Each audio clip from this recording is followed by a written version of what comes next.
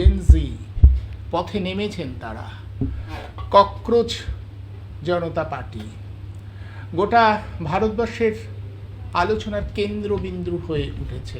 ওরবারই কথা, যেভাবে এই অংশটাকে অবজ্ঞা করা হচ্ছিল, অবহেলা করা হয়েছিল, মনে হচ্ছিল এদের বাদ দিয়ে, এদের ভবিষ্যতে চিন্তা বাদ দিয়েই সরকার চলবে দিনের পর দিন। ওই তথাকথিত বিভাজনের রাজনীতি, ধর্মের রাজনীতি খেলিয়ে দিয়ে মানুষকে বিভাজিত করে রাখা যাবে, সেটা শেষ পর্যন্ত হয়নি। মানুষ প্রতিবাদ মুখর হয়েছে, বিশেষ করে যুব সম্প্রদায়। আর এই যুব সম্প্রদায়ের পাশাপাশি এখন জি আলফা, একেবারে স্কুল পড়ুয়ারা, তারাও রাস্তায়। ভেবে দেখুন, উত্তরপ্রদেশ জুড়ে একটা বড় অংশের স্কুল পড়ুয়ারা রাস্তায় নেমে এসে বলছে স্কুলের পরিকাঠামো ঠিক করতে হবে, আমাদের স্কুলে কেন শিক্ষক নেই তা নিশ্চিত করতে হবে। ইতিমধ্যে বিহারেও তার রেশ ছড়িয়ে পড়েছে। সর্বত্র প্রতিবাদ, আমাকে শিক্ষা দাও। কি আশ্চর্য না, যেটা স্বতঃপ্রণোদিতভাবে রাষ্ট্রের বা ব্যবস্থাপনার দেবার কথা ছিল, যার জন্য এত ব্যবস্থা করা হয়েছিল স্বাধীনতার পর থেকেই আমাদের দেশে শিক্ষার মান যাতে উন্নয়ন করা যায়, যাতে ড্রপ আউট কমানো যায়, যাতে বেশি সংখ্যক ছেলে মেয়েকে স্কুলের গণ্ডির মধ্যে নিয়ে যাওয়া যায়, তার জন্য কত প্রক্রিয়া, কত চেষ্টা। অথচ এখন ঠিক উল্টে গেছে গোটা বিষয়টা। দরকার নেই স্কুল মুখ করবার, দরকার নেই, বরং স্কুলের পাঠ তুলে দিলেই হয়। এমন করে ধ্বংস করে দেওয়া হচ্ছে শিক্ষার পরিকাঠামোকে সর্বত্র। স্বাভাবিকভাবেই তার প্রতিক্রিয়া পড়েছে একেবারে ছোট ছোট স্কুল পড়ুয়াদের মধ্যে, যারা স্কুলে যেতে চায়। আসলে স্কুল থেকেই তো একটা সামাজিক মন তৈরি হতে থাকে। আমরা পরিবারের বাইরে প্রথমে পা রাখি তো স্কুলে, বিদ্যালয়, আর সেই বিদ্যালয় একটু একটু করে গড়ে উঠতে থাকে আমাদের সামাজিক মন। চারপাশটা কেমন, চারপাশটার সাথে কীভাবে মিশতে হবে আমাকে, আগামী দিনে কীভাবে চলবো, তার ভিত তো স্কুলে তৈরি হয়। সেই স্কুল শিক্ষাটাকে একটু একটু করে তুলে দিয়ে কোন অন্ধকারের জায়গায় আমরা চলেছি সেটা একটা প্রশ্ন। এবং এই অন্ধকারটা আজ করতে পারছে ছোট্ট ছোট্ট স্কুল পড়ুয়ারা। বিহারে যেভাবে একটা বাচ্চা ছেলে বেরিয়ে এসে বলছে যে আমাকে প্রতিবাদে সামিল হতে হবে, তার জন্য তাকে গ্রেপ্তার করা হয়েছে, তার বাবা মাকে মারা হয়েছে। আদিত্য বলে সেই ছেলেটির নাম, 9 বছর বয়স। প্রতিবাদ করছে সে মনে করছে যে স্কুল পড়ুয়াদের পক্ষে দাবি তোলার সময় এসে গেছে। কেন এমন একটা পরিস্থিতি তৈরি হলো? আমাদের অবশ্যই এই বিষয়টা ভাবতে হবে কেন জেনজির পরে জি আলফারাও রাস্তায় নেমে আসছে প্রতিবাদের ভাষ্য নিয়ে, প্রতিবাদের মানসিকতা নিয়ে। আসুন গোটা বিষয়টির উপরে আলোকপাত করি। এই মুহূর্তে আমার সঙ্গে রয়েছেন, আমি দুজনকে আমন্ত্রণ জানিয়েছি যে এই বিষয়টার উপরে আলোকপাত করতে হবে যে কেন যুব সম্প্রদায়, স্কুল পড়ুয়ারা আজ প্রতিবাদের রাস্তায় নামতে বাধ্য হচ্ছে। আমার সঙ্গে ঠিক এই মুহূর্তে রয়েছেন, আমি পরিচয় করিয়ে দেব। আমার সঙ্গে এই মুহূর্তে রয়েছেন মেজবাহার শেখ, শিক্ষার সাথে দীর্ঘদিন যুক্ত ছিলেন, এবং আমার সঙ্গে রয়েছেন এআইএসবির সাধারণ সম্পাদক সাপিউল হাসান। সাপিউলের আরও একটা পরিচয়, সাপিউল সেই সমস্ত বঞ্চিত পরীক্ষার্থীদের মধ্যে পড়েন যিনি পরীক্ষা দিয়েছিলেন। সেই আমাকে কিছুদিন আগেই একটা অনুষ্ঠানে বলছিলেন স্কুল শিক্ষক হবার লড়াইতে এখনও তিনি আছেন, তিনি লড়ে যাচ্ছেন। তাদের প্রতি ভয়ঙ্কর বঞ্চনা হয়েছে, সেই বঞ্চনার লড়াইও তারা লড়ছেন। আপনাদের দুজনকেই এই আজকের অনুষ্ঠানে আমি স্বাগত জানাচ্ছি। আমি প্রথমেই আসব মেজবাহার শেখের কাছে। বাহারবাবু, আপনার কাছে আমার জিজ্ঞাসা, আপনি দীর্ঘদিন এই স্কুল শিক্ষা পরিকাঠামো সম্পর্কে অবগত, আপনি কাজগুলো কাছ থেকে দেখেছেন। আপনাকে জিজ্ঞাসা যে এইভাবে পরিকাঠামোগুলোকে নষ্ট করে দেওয়া এবং যার জন্য স্কুল পড়ুয়ারা পর্যন্ত রাস্তায় নেমে আসছে, প্রতিবাদ করছে, এইরকম একটা পরিবেশ, এইরকম একটা পরিমণ্ডল আমাদের দেশে কেন তৈরি হলো? শাসক দল এইরকম একটা পরিমণ্ডল তৈরি করবার দিকে এগোলো কেন? আমি প্রথমেই আপনাকে অশেষ ধন্যবাদ জানাই, এই কারণে যে একটা সমসাময়িক বিষয় নিয়ে আলোচনার সূত্রপাত আপনি এখানে করেছেন আর কি, এবং এটা এই ধরনের আলোচনাগুলো যত বেশি মাত্রায় গণপরিসরে যাবে, তত বেশি মাত্রায় মানুষ এই সমাজ, এই রাষ্ট্র কাঠামো, এই ব্যবস্থাপকদেরকে ভালো করে চিনতে শিখবে, বুঝতে শিখবে, এবং আমার মনে হয় সেই আলোচনার মধ্যে দিয়ে গণতন্ত্রটাও অনেকটা পুক্ত হতে পারে, পাকাপোক্ত অবস্থায় দাঁড়াতে পারে। আমার কথা শোনা যাচ্ছে? আমার কথা শোনা যাচ্ছে? হ্যাঁ, শোনা যাচ্ছে, বলুন। তো সেই জন্য আপনাকে অশেষ ধন্যবাদ এই বিষয়টা আপনার চ্যানেলের মধ্যে দিয়ে উপস্থাপনার জন্য আর কি। একটা বিষয় বলি যে স্বাধীনতার আগেও, মানে আমাদের প্রিভি কাউন্সিলে স্বাধীনতার আগে ভারতবর্ষের যারা নেতৃত্ব দান করেছিলেন, যারা প্রিভি কাউন্সিলের সদস্য ছিলেন, একটু পুরনো কথা না বললে বর্তমান থেকে বোঝা যায় না, সেই সময় থেকেই তারা একটা দাবি করেছিলেন যে এই আমাদের দেশের শিশুদের, ব্রিটিশদের কাছে দাবি ছিল যে, এবং ইম্পেরিয়াল লেজিসলেটিভ কাউন্সিলেও এটা দাবি ছিল যে ভারতবর্ষের শিশুদের বিনা ব্যয়ে প্রাথমিক শিক্ষা এবং পরবর্তীকালে প্রারম্ভিক শিক্ষা, মানে এলিমেন্টারি এডুকেশন ইংরেজিতে যেটা বলে, অর্থাৎ ক্লাস 8 পর্যন্ত শিক্ষা সুনিশ্চিত করতে হবে। আমি ব্রিটিশরা মানবে কি না মানবে, কিন্তু ভারতবর্ষের যারা রাষ্ট্র কাঠামোর দায়িত্বে ছিলেন, মানে সেই সময় যারা ভারতবর্ষের নেতৃত্ব দান করছিলেন, সে গোপাল কৃষ্ণ গোখলে থেকে শুরু করে পরবর্তীকালে যারা শিক্ষা আন্দোলনের সঙ্গে যুক্ত ছিলেন ভারতবর্ষে, তারা এই দাবিটা করেছিলেন যে আমাদের দেশের সমস্ত শিশুর শিক্ষা সুনিশ্চিত করতে হবে, প্রাথমিক শিক্ষা এবং তার পরবর্তীকালে হচ্ছে এলিমেন্টারি এডুকেশন, এই দাবিটা ছিল আর কি। এখন দেখুন, কার কাছে দাবি করা হয়েছিল? ব্রিটিশ সরকারের কাছে, যারা বাইরে থেকে দেশটা, আমাদের দেশকে শাসন করত। দেশ স্বাধীন হলো, আমাদের প্রিএমবেলে লেখা হলো, আমাদের হচ্ছে যে সংবিধানের প্রস্তাবনায় লেখা হচ্ছে যে রাষ্ট্রের দায়িত্ব হচ্ছে সমস্ত শিশুর শিক্ষা সুনিশ্চিত করা, প্রাথমিক শিক্ষা এবং প্রারম্ভিক শিক্ষা, দুটো কথা মিশিয়ে বলছে এই কারণে আর কি। তো এইটা আমাদের হচ্ছে যে প্রিএমবেলে লেখা হলো। একটি স্বাধীন দেশ যে ব্রিটিশ পিরিয়ডে দাবি করছে যে আমাদের দেশের সমস্ত শিশুর শিক্ষা, 14 বছরের বয়সী সমস্ত শিশুর শিক্ষা, প্রারম্ভিক শিক্ষা সুনিশ্চিত করতে হবে, এই দাবি ব্রিটিশের কাছে ছিল। স্বাধীনতা প্রাপ্তির পর সেই দেশ, মানে প্রিএমবেল থেকে সেটাকে অ্যাক্টে পরিণত করতে সময় লাগালো 64 বছর। আপনি ভাবুন যে 2009 সালে আমাদের দেশের শিক্ষার অধিকারের আইন পাশ হলো। প্রতিভা পাতিল সেই সময় ভারতবর্ষের রাষ্ট্রপতি ছিলেন, তিনি সাইন করলেন। 2010 সালে নোটিফিকেশন হলো এবং 2012-13 সাল থেকে বিভিন্ন রাজ্যগুলোকে বলা হলো যে তোমরা এই শিক্ষার অধিকারের আইন যে রূপায়ণ করবে, সেইটা রূপায়ণ করার জন্য তোমরা বিধি প্রণয়ন করো আর কি। তাদের বিধি প্রণয়ন করতে বলা হলো আর কি। তো কি দাঁড়ালো ব্যাপারটা, যে ব্রিটিশ পিরিয়ডে যে দাবিটা করা হচ্ছে সেটা ব্রিটিশের কাছে, তারা শাসকটা অন্য, কিন্তু দেশ স্বাধীনতা প্রাপ্তির পরে আমার দেশের যারা শাসক হবেন, যারা দেশ পরিচালনা করবেন, তারা সিদ্ধান্ত নিচ্ছেন 64 বছর পর, অর্থাৎ 47 সাল থেকে যদি আপনি 2009 সাল পর্যন্ত যান, তাহলে 64 বছর 65 বছর সময় নিচ্ছে একটি স্বাধীন দেশ যে দাবিটা ছিল ব্রিটিশ পিরিয়ডে, সেই দাবিটা স্বাধীনতা প্রাপ্তির পর সে ইমপ্লিমেন্ট করছে 64 বছর পর। অর্থাৎ সকল শিশুর প্রারম্ভিক শিক্ষা সুনিশ্চিত করার আইন পাশ হলো 2009 সাল, 2010 সালে সেটা নোটিফিকেশন হলো, তারপরে 2011-12 সাল থেকে বিভিন্ন রাজ্যগুলো সেটাকে ইমপ্লিমেন্ট করার জন্য তারা রুল প্রকাশ করলেন। এই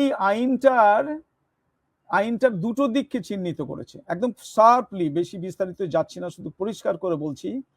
রাষ্ট্রের দায়িত্ব সেটা যেমন বলা হয়েছে, অর্থাৎ রাষ্ট্র সরকারগুলো যারা যে রাষ্ট্র ব্যবস্থার মধ্যে যে রাজ্যে যে সরকারি থাক, যে শাসক পার্টি সরকার চালাক, তাদের সবার দায়িত্ব হচ্ছে এই আইনটাকে রূপায়ণ করা এবং তার জন্য বিধি প্রণয়ন করা।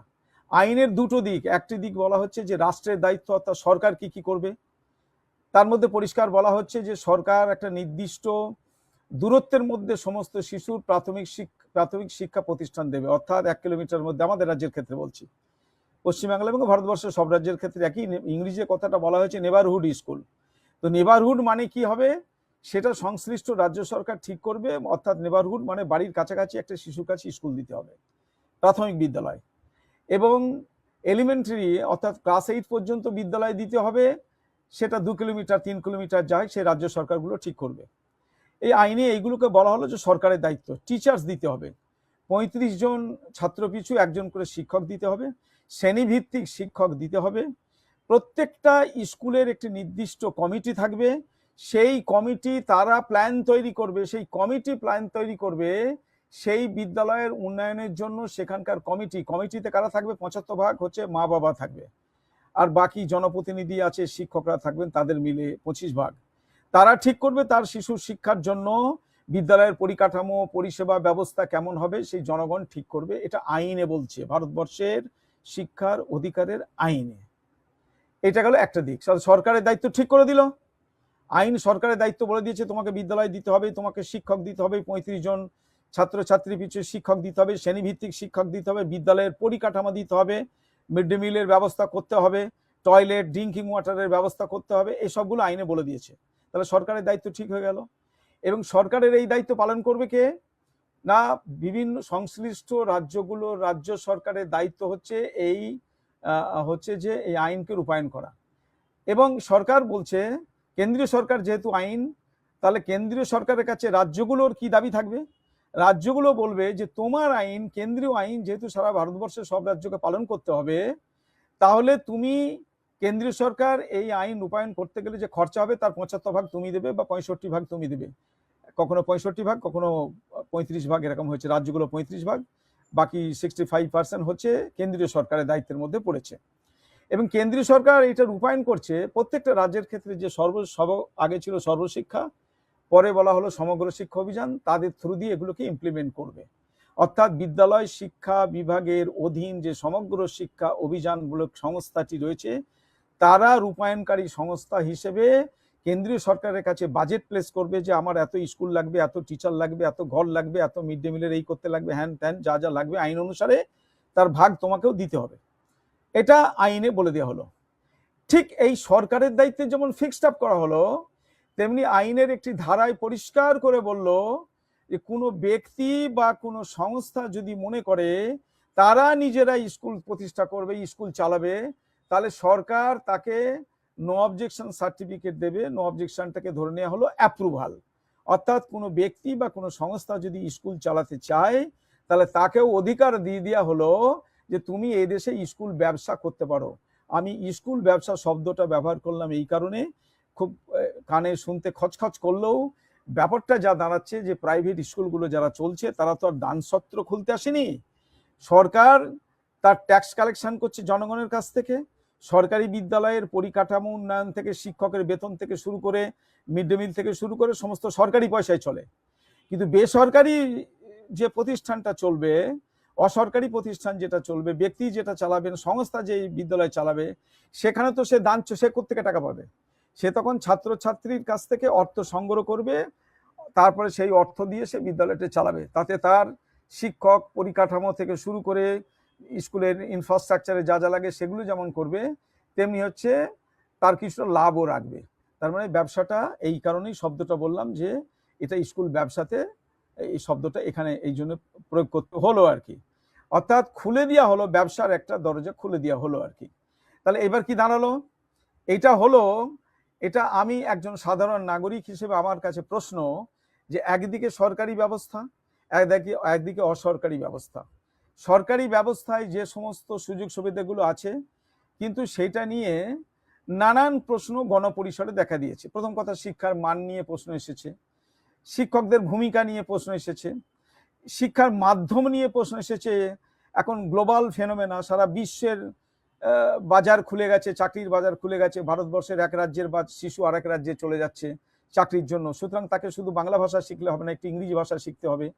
এই যে ইংরেজি ভাষার দিকে ঝোঁক বাড়ছে, ফলে প্রাইভেট স্কুলগুলো মূলত অলিতে গলিতে সরকারের অনুমোদন নিয়ে হোক না নিয়ে হোক চালাচ্ছে, সরকার চোখ বন্ধ করে আছে। যেগুলো চলছে, সেই ইংলিশ মিডিয়াম বাচ্চাকে ভর্তি করে দিল। আমি ছোটখাটোগুলো বাদ দিলাম, বড় স্কুল যেগুলো প্রাইভেট স্কুল আছে, সেখানে তাহলে কাদের বাচ্চা পড়তে যাচ্ছে? তাহলে যারা এলিট ক্লাস, যাদের হাতে পয়সা আছে, সেই অংশের মানুষটা সুযোগ পাচ্ছেন প্রাইভেট স্কুলে, ইংলিশ মিডিয়াম স্কুলে, উচ্চ CBSE, ICSE, Delhi board, DPS, এইসব স্কুলে গিয়ে চান্স পাচ্ছে। তাহলে সমাজের একটা এলিট ক্লাস ব্যবস্থা তৈরি হয়ে গেল। আর সরকারি স্কুলগুলো যেগুলো থাকলো, যেগুলো ভাষাগত সমস্যা আছে, সময়ে টিচার দেওয়া যাচ্ছে না, সাবজেক্ট টিচার নেই, তাদের কন্ট্রোলিং অথরিটি যারা আছে তারা সময় মতো স্কুলগুলোকে দেখতে পাচ্ছেন না। এই যে দুর্বল একটা ব্যবস্থার মধ্যে দিয়ে সরকারিগুলো স্কুলে চলছে, সেখানে গরিব মানুষের ছেলেরা পড়াশোনা করতে যাচ্ছে। তাহলে সমাজে অর্থনৈতিক ক্ষেত্রে যেমন একটা ভারসাম্যহীনতা রয়েছে, শিক্ষা ক্ষেত্রে ঠিক একটা ভারসাম্যহীনতা তুলে দিল আর কি। একদম ভারসাম্যহীন ব্যবস্থাটাকে মদত দিল, সরকার মদত দিচ্ছে। ফলে আমি এখন কেউ প্রশ্ন করতে পারেন, আপনি দেশের নাগরিক হিসেবে সরকারকে কেন সমালোচনা করছেন? তাহলে আমার গণতান্ত্রিক অধিকার আছে, যে অধিকারটি ওই ছোট্ট শিশু আদিত্য কুমারের অধিকারটা আমি ধরে নিই বাচ্চার মধ্যে সেই চেতনাবোধ নেই। শিক্ষকের অভাবে স্কুলগুলো ধুঁকছে, অথচ তোমাদের মতো যারা যোগ্য, যারা পরীক্ষা দিয়ে বসে রয়েছে নিয়োগ পাওয়ার জন্য, সেই নিয়োগ পরিকাঠামোটাই তৈরি হচ্ছে না। কোথাও মনে হয় না যে একেবারে ইচ্ছাকৃতভাবে এই পরিকাঠামোটাকে নষ্ট করে দেওয়াটাই সব ধরনের সরকারের লক্ষ্য?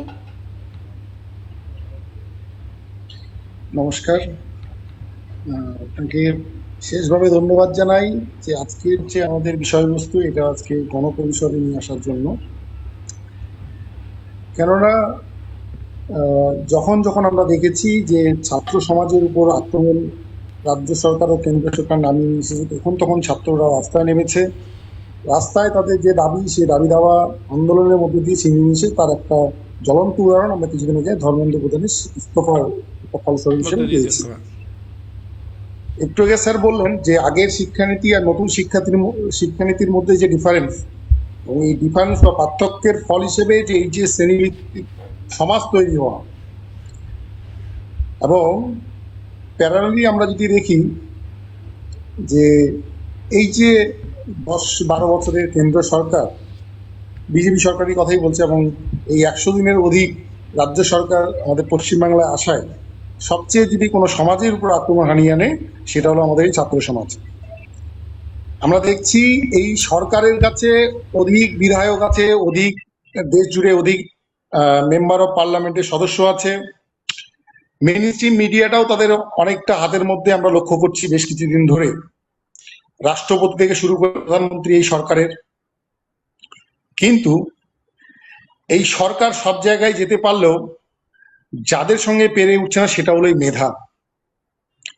তারা সবারই সঙ্গে পেরে উঠলো, এই মেধার সঙ্গে তারা পাচ্ছে না। কারণ তার কারণ হিসাবে আমি এটুকুই বলতে পারি, দুটো উদাহরণ হিসাবে, যে জওহরলাল নেহরু ইউনিভার্সিটি এবং এই যাদবপুর ইউনিভার্সিটিতে আমরা কিছুদিন আগে দেখলাম যে আরএসএস ছাত্র সংগঠন এবিভি কিভাবে রাতের অন্ধকারে কাপুরুষতার পরিচয় দিয়ে আক্রমণ করলো। প্রেসিডেন্সির মতো ইউনিভার্সিটিগুলোতে তারা দখল নিতে চাইছে, জেএনইউ মতো ইউনিভার্সিটিগুলোতে তারা ঝামেলা করে দখল নিতে চাইছে। আমরা এটা প্রতিনিয়ত লক্ষ্য করছি। আরেকটা জিনিস আমি বলে রাখি যে আমাদের বিশ্বকবি রবীন্দ্রনাথ ঠাকুরের অনুরোধে শিল্পাচার্য নন্দলাল বসু একটা ফলক তৈরি করেছিলেন, যেটা জেএনইউ গেটের সামনে লাগা ছিল, এবং টিভি মিডিয়ারা বারবার দেখিয়েছে তারা বিজেপির যা লোকজন এবং আরএসএস এর যে ছাত্র সংগঠন তারা গিয়ে সেটার উপর পা দিয়ে ভেঙে ফেলেছে। তাহলে তারা কি বোঝাতে চাইছে আমাদের কাছে একদম স্পষ্ট, কারণ তারা জানে না এই যে প্রতীকের মর্ম কি, তাদের কাছে তাদের ইডিওলজি কি। আমরাও সত্যি পশ্চিমবাংলা ছাত্র সংগঠন হিসেবে আমরাও বুঝতে পারছি না তারা কি করতে চাইছে, এই রাজনৈতিক অস্থিরতা কেন আনতে চাইছে আমরা বুঝতে পারছি না, তাদের লক্ষ্যটা কি। এখন ঘটনা হলো যে পশ্চিমবাংলা তথা ভারতবর্ষে আমরা পরপর কিছু জিনিস লক্ষ্য করছি। প্রথম দিকে আমি যাব না, খুব সাম্প্রতিক কালে যে ঘটনা আমি একটু আপনাদের সামনে তুলে ধরতে চাইছি, যে এই যে নিট পরীক্ষা হলো, ছাত্রছাত্রীরা 1-2-3 বছর ধরে পড়াশোনা করার মধ্য দিয়ে নিট পরীক্ষায় বসলো, এবং তারা দেখছে যে নিট পরীক্ষা এনটিএ যে অর্গানাইজেশনের মধ্য দিয়ে পরীক্ষাটা নিচ্ছে, তারা পরীক্ষাকে লিক করে দিচ্ছে। কিছু কোচিং সেন্টারকে কিছু মূল্যের বিনিময়ে তারা দিয়ে দিচ্ছে। ফলত তারা বুঝতে পারার পর দিল্লির জনধন মন্ত্রে ধর্ণা, এবং পরবর্তীকালে রাজ্যে সেটা ছড়িয়ে যাওয়া, তারপরে ইস্তফা, এবং রাজ্যে রাজ্যে শহরের একটা ছাত্রছাত্রীদের আন্দোলন সংগঠিত হওয়া আমরা পরপর দেখে আসি। এবং তার পাশাপাশি এটাও লক্ষ্য করছি যে কেন্দ্র সরকারের শাসক দলের ছাত্র সংগঠনের যে শিক্ষা অঙ্গনগুলি দখল করা নিয়ে এবং দখল করার বারবারন্ত, পরপর সিস্টেমেটিক্যালি আমরা দেখে আসছি। এতে আমরা যেটা বুঝতে পারছি, এই বিজেপি সরকার যদি কাউকে ভয় পেয়ে থাকে সেটা হলো এই মেধাকে ভয় করছে, কারণ মেধারা জানে তথ্য যাচাই করতে, ধর্মান্ধের বিপক্ষে মেধারা এসে কথা বলে, এবং যদি কোনো কারণে এই মেধাকে তারা ক্যাপচার করতে পারে, এই মেধার প্রতিষ্ঠানগুলো তারা ক্যাপচার করতে পারে, তাহলে মুক্ত চিন্তা ভাবনার যে প্রতিষ্ঠানগুলো আছে সেগুলো তারা ক্যাপচার করতে পারবে এবং ধর্মান্ধতার ব্যাপারটা তা সেখানে নিয়ে আসতে পারবে। ধর্মের ঊর্ধ্বে গিয়ে ছাত্রছাত্রীরা কথা বলতে পারবে না। এই যে স্যার খুব সুন্দরভাবে একটু আগে কথাগুলো বললো যে অবশ্যই আমাদের এই কেন্দ্রীয় সরকারের যে শিক্ষা ব্যবস্থা, যে রাস্তায় বা যে ওয়েতে শিক্ষা পরিকাঠামোটা চলছে, প্রয়োজন পড়লে আমাদের সমালোচনার দরকার রয়েছে। খুব সুন্দর লাগলো শুনে, অবশ্যই আমি সেটাকে সাধুবাদ জানাই, প্রয়োজন আছে বলে আমরাও মনে করি। কেননা আজকে বিহারের, আপনি হয়তো ভালোভাবেই জানেন, বিহারের নিট এক্সাম থেকে শুরু করে বিপিএসসি এক্সাম এবং কলেজ সার্ভিস এক্সাম নিয়ে তারা বিহারের পাটনায় আন্দোলনের নামে জেনজিরা আন্দোলন করছে তাদের দাবি নিয়ে। পাশাপাশি এটাও দেখছি যে আলফা জেনজি যারা অল্প বয়সী তারাও সেই আন্দোলনে তারা সংযুক্ত হচ্ছে বা যোগদান করছেন। আম্মাকে খুব খারাপ লাগে বিহার সরকারের একটা 6 বছর বয়সী আদিত্য কুমার নামে একটা বাচ্চাকে তারা কিভাবে অ্যারেস্ট করে থানায় নিয়ে যাচ্ছে। পরবর্তীকালে যখন সংবাদ মাধ্যম সেটাকে নিয়ে হাইলাইট করে, পরে বললো না আমরা রেস্কিউ করে থানায় নিয়ে এসেছি। তারাই যদি রেস্কিউ করে নিয়ে আসে তাহলে কি কারণে তাদের ধমকানি চমকানি বা তাদের পিতামাতাকে ধমক দেয় যে তারা কেন আন্দোলনে আসে? ছবিও পেয়েছি, মারধর করা হয়েছে বাবা মাকে। হ্যাঁ, মারধর করা হচ্ছে। তাহলে আমরা পড়েছি যে একটা বাচ্চা ছেলে বলে দিচ্ছে রাজা তোর কাপড় কোথায়। তবুও রাজ্য সরকারের উচিত ছিল তার সঙ্গে সুলভমূলক এবং সন্তানমূলক আলোচনার মধ্য দিয়ে তার সমস্যাটা শোনা, কিন্তু রাজ্য সরকার কি করলো, ডিক্টেটরশিপ ভাবে তাকে তুলে নিয়ে থানায় গেল এবং পরবর্তীকালে তার বাবা মাকে ধমক দেওয়া হলো। এটা কি গণতন্ত্রের পরিসরে একটা বাচ্চাকে তারা এটা করতে পারে? কোনোদিনও করতে পারে না। তাহলে বিজেপি সরকারের মূল এজেন্ডা কি আমরা এটা বুঝতে পারছি। সেখানে বলে না, পশ্চিমবাংলাতেও আমরা দেখছি আমাদের ঐতিহ্য এটাই ছিল যে রবীন্দ্রনাথ ঠাকুরের যে মুক্ত চিন্তা ভাবনা, নেতাজি সুভাষচন্দ্র বসুর সাহসিকতা, রামমোহন রায় থেকে শুরু করে বিবেকানন্দ, ঈশ্বরচন্দ্র বিদ্যাসাগরের যে যুক্তিবাদ, নজরুলের বিদ্রোহ, এই জিনিসটাই তো আমাদের ভারতবর্ষ তথা পশ্চিমবাংলার সংস্কৃতি। কিন্তু সেই সংস্কৃতির পুরো বিপক্ষে যেতে চাইছে এই রাজ্য কেন্দ্র সরকার। তার বিপক্ষে ছাত্র সমাজ এক হচ্ছে, এক হয়েছে এবং আগামীতে আরো বৃহত্তর আন্দোলনে নামবে। কিন্তু এই যে অস্থিরতা সৃষ্টি হচ্ছে তার পুরোপুরি দায় রাজ্য কেন্দ্র সরকারকে নিতে হবে।